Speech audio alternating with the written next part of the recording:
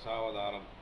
இந்து மத நம்பிக்கையின்படி அதர்மம் தலை தூக்கும் போதெல்லாம் உலகை காக்க விஷ்ணு பல வடிவங்களில் உலகில் அவதரிக்கிறார் என்று சொல்லப்படுகிறது. பகவத்கீதையில் ஸ்ரீகிருஷ்ணர் அர்ஜுனிடம் உலகில் தர்மம் எப்போதெல்லாம் குறைந்து அதர்மம் தலை எடுக்கிறதோ அப்போதெல்லாம் என்னை நான் பிறப்பெடுத்துக் கொள்கிறேன் என்கிறார். மேலும் நல்லவர்களை காப்பதற்கும் தீயவர்களை அழிப்பதற்கும் தர்மத்தை நிலைநாட்டுவதற்கும் யுகங்கள் தோறும் அவதரிக்கிறேன் என்று கூறுகிறார். விஷ்ணுவின் அவதாரங்கள் 10 என்று புராணங்கள் கூறுகின்றன.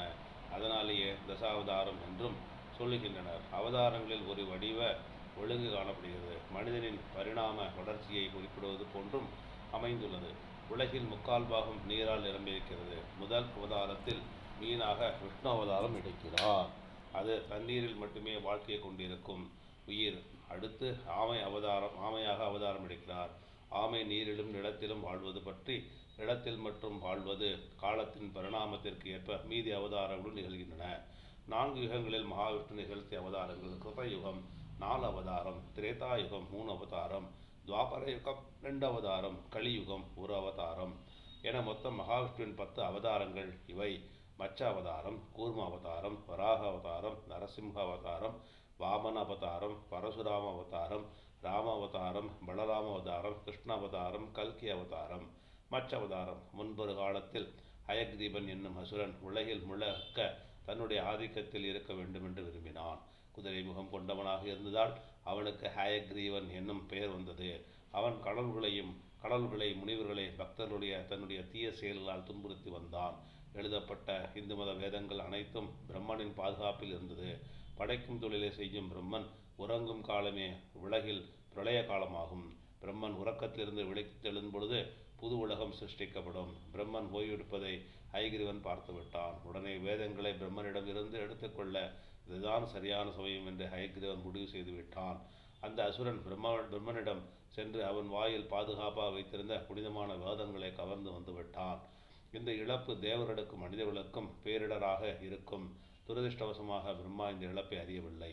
ஆனால் விஷ்ணுவின் பார்வையிலிருந்து எதுவும் தப்ப முடியாதாகையால் இதனை அறிந்த விஷ்ணு தான் உலகில் அவதரிக்கும் காலம் வந்துவிட்டது என்று முடிவு செய்தார். சத்தியவர்தன் என்னும் ராஜரிஷி தீவிர விஷ்ணு பக்தனாக இருந்தார். ரிஷி தினமும் கிருத்தமாலா நதியில் பூஜை செய்வார். ஒரு நாள் காலையில் ரிஷி நித்திய கர்மம் செய்ய இரு கைகளாலும் நதியின் நீரை அள்ளுகையில் கையில் சிறிதொரு மீன் வெள்ளி போல் மினுங்குவதை பார்த்தார். கையில் இருந்த மீனை மீண்டும் நீரில் விடப்போகும்போது அந்த சிறிய மீன் பேச ஆரம்பித்தது. தன்னை நீரில் விட்டு பெரிய மீன்கள் தன்னை அழித்து விடாமல் காக்க வேண்டும் என்றது. பயப்பட வேண்டாம் என்று கூறிய ரிஷி கமண்டலத்தில் இருக்கும் நீரில் அதனை விட்டு தன்னுடைய இருப்பிடத்திற்கு மீனை எடுத்துச் சென்று ஒரு சிறிய பாத்திரத்தில் போதுமான அளவு நீரை விட்டு மீனை அதில் விட்டார். என்ன ஆச்சரியம்!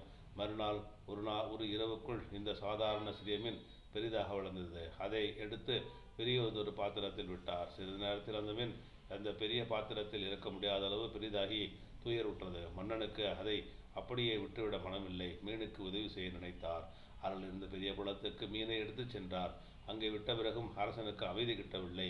மீன் இன்னும் அதிகமாக வளர்ந்து அந்த இடம் முழுக்க ஆக்கிரமித்தது. அந்த மீன் இப்போது குளத்தின் பரப்பை விட பெரிதாக வளர்ந்து மூச்சடைத்து கிடக்கும் அரசனிடம் உதவியை நாடி பார்த்தது.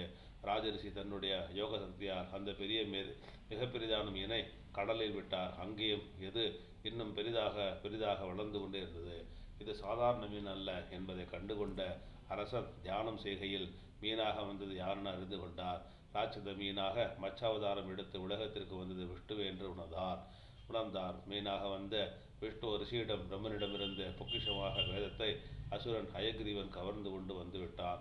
அவனிடமிருந்து மனித குல மேன்மைக்காக அதை திரும்ப பெற வேண்டும். அவனை வெல்லும் போது உலகம் பேரழிவு ஒன்றை சந்திக்க வேண்டியுள்ளது என்றார். மேலும் 7 நாட்களுக்குள் புனிதமான நிகழ்வு நடக்கப் போகிறது.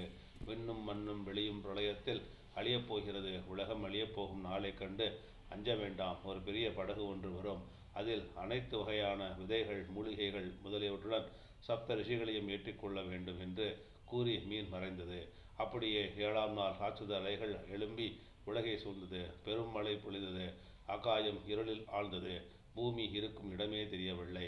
சத்தியவர்தனும் மற்ற ரிஷிகளும் இயற்கையின் சீற்றத்தில் அதிர்ந்து பயத்துடன் விஷ்ணுவை வேண்டினர். இந்த பிரளயத்திலிருந்து நாங்கள் எப்படி தப்புவது என்று அவர்களின் பிரார்த்தனைக்கு இறங்கி வாளிலிருந்து ஒரு குரல் ஒலித்தது. மற்ற ரிஷிகளுடன் அந்த படகில் ஏறிக்கொண்டு பாதுகாப்புக்காக அந்த மீனை பிராப்திய